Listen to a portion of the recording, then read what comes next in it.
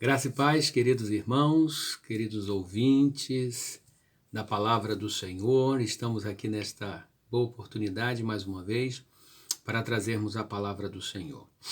Nós estamos neste domingo, não é, em recesso, por conta do período, não é, de carnaval, muita agitação nas ruas, muitas dificuldades, e por isso, então, preservando, não é, os nossos irmãos no ir e vir de casa para a igreja e da igreja para casa. Então, nós estamos neste período, então, de recesso.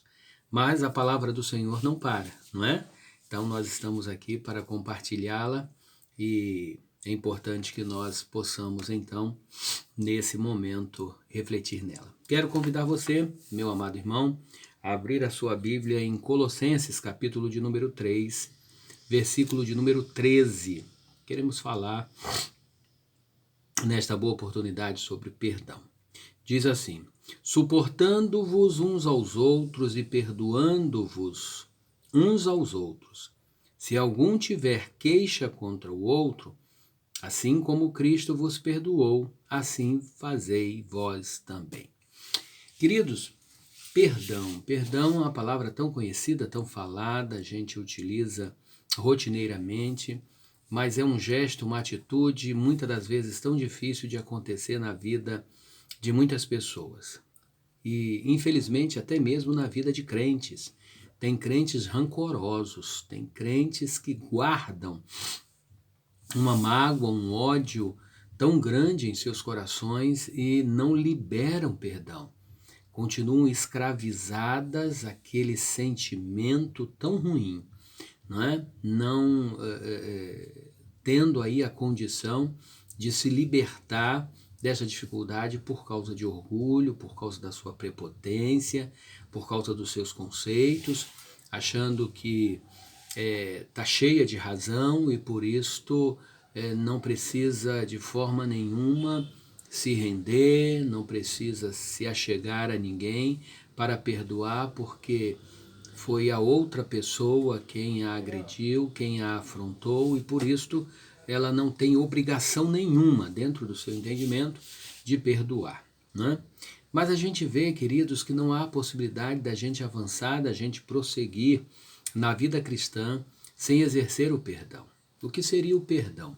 Perdão é uma perda grande, não é? O perdão, a gente perde a nossa própria, por assim dizer, a nossa condição de se achar que está correto, por mais que de repente estejamos, mas a gente acaba, pelo fato do sentimento que a gente está sentindo, vivenciando por alguém que nos afligiu. Então, quando a gente libera o perdão, volto a dizer, como disse anteriormente, é como se nós estivéssemos nos aliviando, como nós estivéssemos nos libertando de uma situação. E perdoar é tão necessário. A gente vê aqui nesse texto, né, o apóstolo Paulo falando aos irmãos em Colossos, dizendo: suportando-vos uns aos outros e perdoando-vos uns aos outros, se alguém tiver queixa contra outro, assim como Cristo vos perdoou, assim fazei vós também. Então, o exemplo do perdão é do próprio Jesus. Observem que uma das últimas palavras de Jesus foi na cruz, não é? Pai, perdoa-lhes porque não sabem o que fazem. E é interessante, até mesmo aqueles que sabem que estão fazendo o erro, mas depois, quando se arrependem e pedem perdão sinceramente, Deus então recebe este perdão, Deus perdoa, Deus abençoa, e é muito importante que nós nos arrependamos para que o perdão na nossa vida seja uma realidade. A gente vê no texto também de Mateus, no capítulo de número 6, Jesus falando sobre a oração, né, a oração do Pai Nosso. No versículo 12 ele diz: e perdoa-nos as nossas dívidas ou as nossas ofensas, assim como nós perdoamos aos nossos devedores. Então é uma reciprocidade. Eu, quando quero o perdão, Eu quero porque eu estou numa situação de erro, não é? Eu pequei, eu errei, em relação a Deus, eu entristeci o coração do Senhor, não é? E com isto eu me volto para Ele dizendo, Senhor, me perdoa porque eu preciso sentir o Teu perdão, eu preciso estar aliviado, não é, do erro que eu cometi. E sem o perdão do Senhor, não tem como eu prosseguir. Então, o próprio Jesus, nesta palavra de Mateus capítulo 6, ele diz, e perdoa as nossas dívidas, os nossos erros, assim como nós perdoamos a quem nos ofendeu. Tem muita gente que quer o perdão de Deus, mas não quer liberar o perdão às pessoas. Eu já convivi com pessoas, com crentes até ativos na igreja, mas que mantinha no seu coração uma mágoa, uma ira, uma raiva, sentimentos tão negativos ao ponto de não conseguirem mesmo perdoar outras pessoas. E isto é lamentável. A pessoa ela continua rancorosa, ela continua amarga, continua azeda, ácida. Pessoas assim é difícil até de convivermos com ela. No texto aos Hebreus, o autor aos Hebreus ele fala algo muito importante no capítulo de número 12, e vale a pena a gente observar o texto, quando no versículo de número 15 diz, tendo cuidado de que ninguém se prive da graça de Deus, porque a graça é para todos, não é? A graça do Senhor é para todos. Então, tenhamos cuidado, eu tenha cuidado, você tenha cuidado, de que ninguém se prive da graça de Deus e de que nenhuma raiz de amargura brotando vos perturbe, e por esta amargura, muitos se contaminem. Então observe que a advertência é para termos cuidado, inclusive muito fala sobre isso o autor aos Hebreus, sobre o cuidado que nós precisamos ter na vida cristã, em todas as áreas da nossa vida, e aqui com respeito a sentimentos negativos, e o ódio é um sentimento deste. Muita gente vive se alimentando de ódio, se alimenta achando que estão por cima, quando na realidade elas estão definhando. Há uma expressão muito conhecida, né, de alguém que disse certa vez que o ódio é o veneno que eu tomo esperando o outro morrer. E a gente sabe que as coisas não funcionam assim. Se eu bebo veneno, quem vai morrer sou eu. E a bem da verdade, quando a gente nutre sentimentos ruins na nossa vida, a gente que vai definhando. De repente a pessoa que nos afligiu, que errou contra nós, ela até se conserte com Deus, esteja bem com o Senhor, mas eu continuo ali remoendo esta situação, né? Passando por situações tão difíceis, não tirando a pessoa da mente, da cabeça, pensando constantemente, até mesmo como revidar aquilo que ela fez para mim, contra mim. Então isto é muito nocivo, isso é muito perigoso.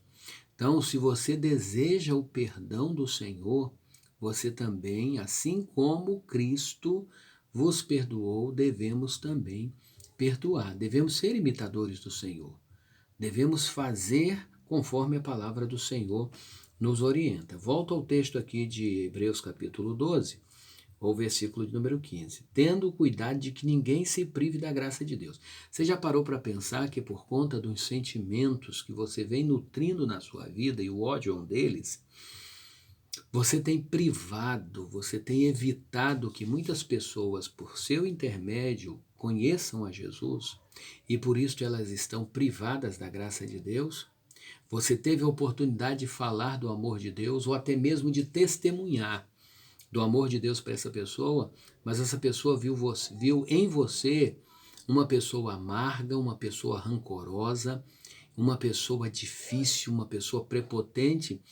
Aí ela ficou pensando, ser crente deste jeito Eu não quero nunca ser crente agindo com esses sentimentos. Não, isso não dá para mim.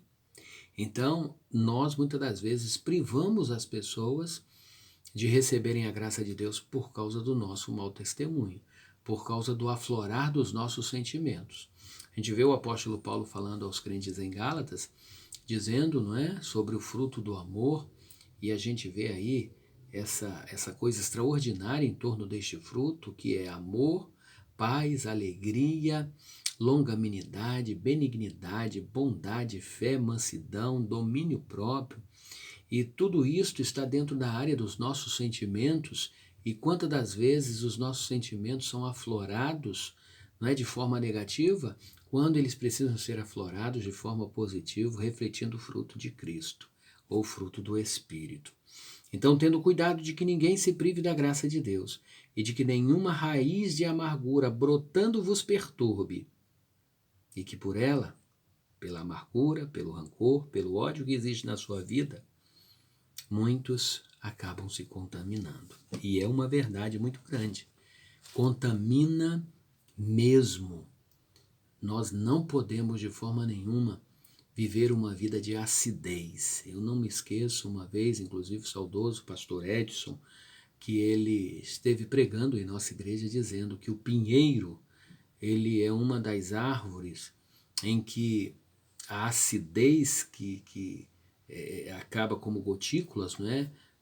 Descendo das suas folhas, ela destrói tudo que está embaixo, não nasce mato, não nasce grama, por conta aí da acidez desta árvore.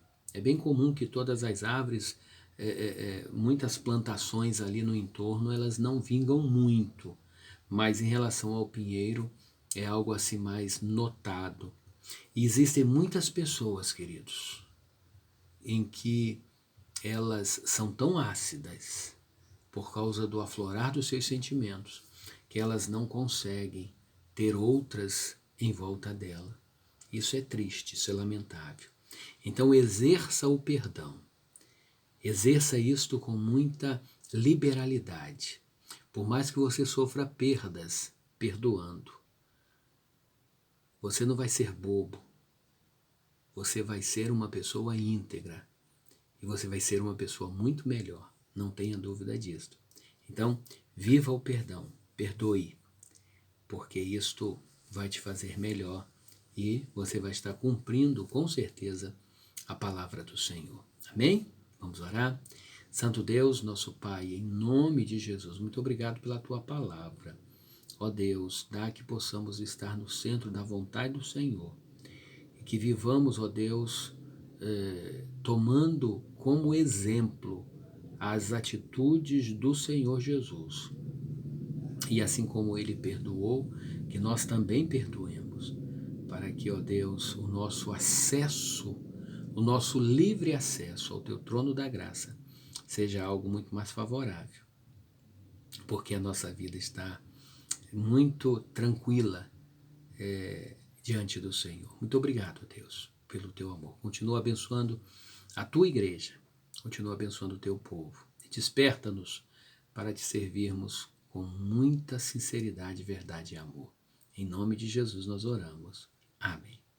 Que Deus nos abençoe, meus amados irmãos, em nome de Jesus, e até o próximo vídeo, a próxima oportunidade. Fique na paz do nosso Senhor Jesus Cristo.